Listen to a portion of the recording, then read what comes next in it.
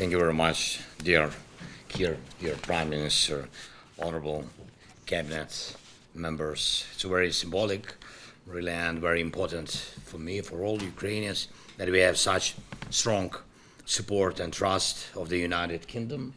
And this is the first meeting of the British cabinet of this kind. Thank you so much. I truly hope that this beginning of the new British government's work will open up more shared opportunities for us, Ukraine and the UK. From the first days of the Russian war, our people have felt that Britain, your people, would not only stand by us, but also help bring victory closer. And I'm grateful that British self-respect and your love of life have always resonated in your leadership, truly meaningful and helpful. And Britain has taken good steps, and every new move you made strengthened our men and women on the front lines, our successes, and in the Black Sea, first of all, our greater political opportunities and our resilience as a nation, an army, and the entire society. Sure, Russia fears such support. And in Moscow, they know that you in London have the decision-making power that can steer this war towards its end. And it will be the right conclusion, just and fair. We have to remember that in many aspects, Russia is weaker. Their intelligence is weaker.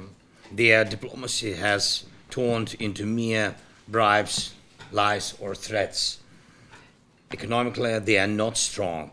The only competitive advantage Putin still has is a large supply of Soviet-era weapons, money, and a complete disregard for human life. Quite a dangerous mix. And we must deprive Putin of money and capability to produce more weapons. And for his disregard of human life, he must pay with his losses and his defeat.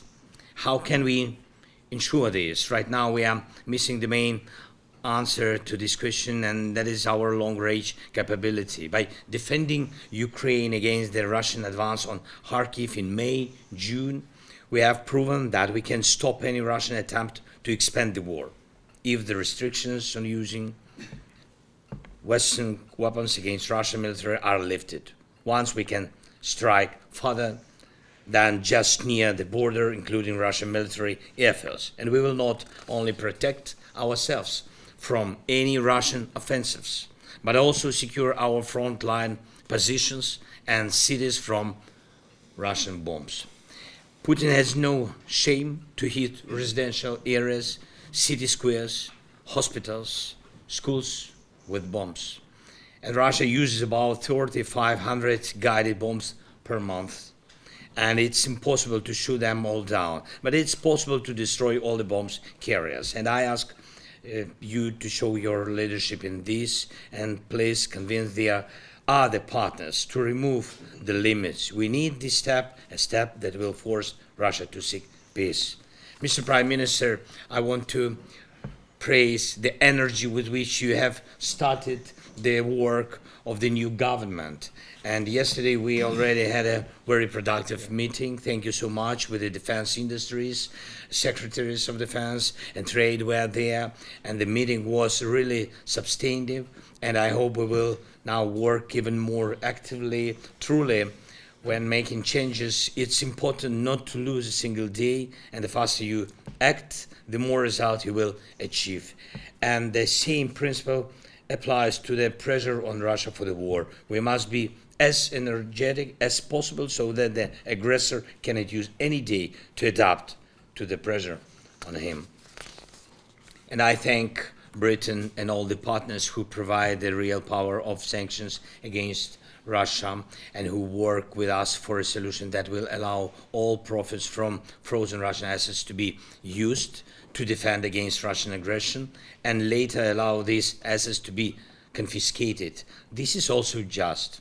And I want to underline that nowadays the sense of safety and security for each person cannot be separated from the overall security situation in the country and the state's ability to defend itself. I appreciate your task to make Britain and the whole of Europe more safe and secure. I hope you'll succeed. And our bilateral security agreement with Britain was the first and in many ways exemplary for other agreements. We in Ukraine are extremely grateful for such leadership, and I hope we can achieve the main goals of our agreement during the years your government is in office. And I really appreciate that our ministers have just signed the Defense Industrial Support Treaty, practical document. We always have to keep in mind that security and defense cooperation between Ukraine and the UK always matters. And of course, I invited you here. Thank you so much. If when you will have possibility to come to Ukraine, you will see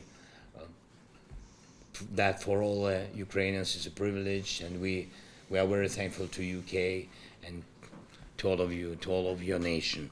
Thank you again.